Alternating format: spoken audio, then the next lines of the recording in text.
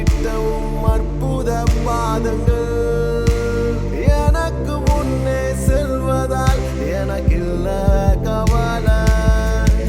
காற்றையும் கடலையும் அதட்டிய அற்புத வார்த்தைகள் எந்தன் துணையாய் நிற்பதால் எனக்கு ஏது கவலை. ஆராதனை இயேசுவுக்கே,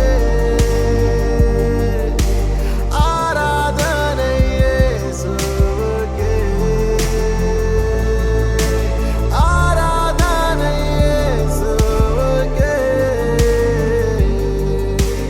ஆராதனை இயேசுவுக்கே.